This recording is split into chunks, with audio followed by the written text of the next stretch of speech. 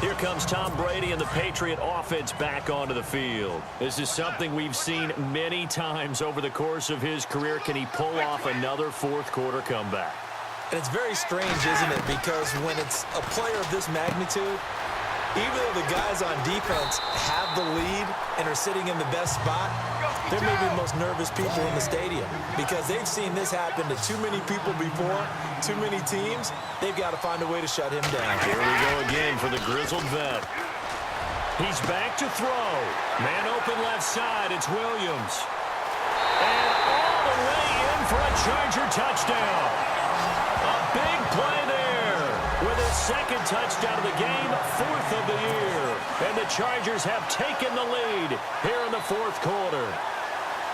Wow, I know it's a never-say-never situation, but to me, that looks like that's the one that's going to finish them off. The score that puts them in front here late, but now you got to rally your kick team, don't you, and say the last thing we need is a big return. And what happens is guys get overeager, get out of their lane because they're so excited they want to make the last tackle. You mess up, could come back at you a long way. This is taken at the 3. And he'll be brought down at the 23, make it the 24-yard line. And Green Bay getting ready to go as they take the field. They're down here in a one-score game, but the time, it's a factor, but it's not a huge factor right now, is it? It's really not, because this amount of time gives them a chance to run their offense, to go through play sequences. And this is what they work on every week in practice, usually on a Friday. They go over this type of a situation, late-game situation. What are we going to do when we have the opportunity? They've called these plays a bunch of times.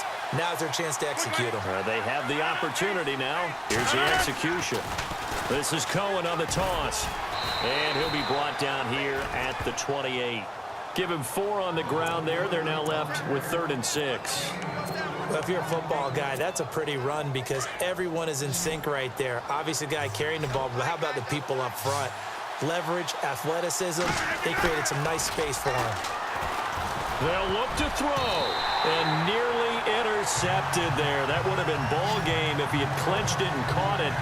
Instead, it gives him one more chance here on 4th down. What a great sequence by this defense so far. They've given him nowhere to go with the football. And they just have to make it stand up one more time because it appears that they've got their number. Can they not have a slip up here and allow the touchdown?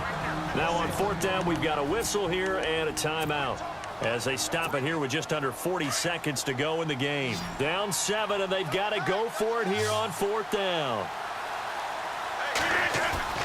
Back to throw.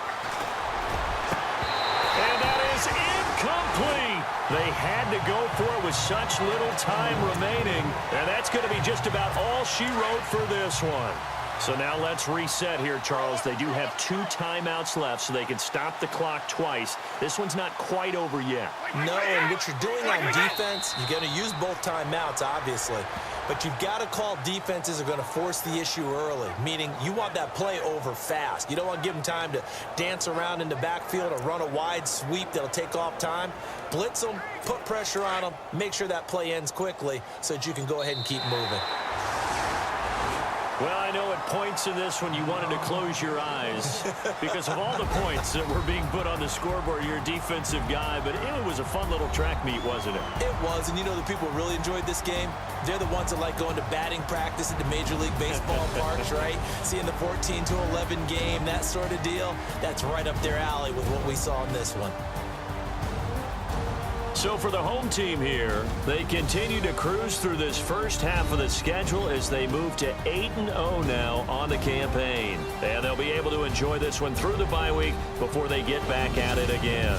Meanwhile, for the Packers, the loss will drop them to 6-2 now on the year. And they'll take this loss into the bye as they'll be back in action in Week 10.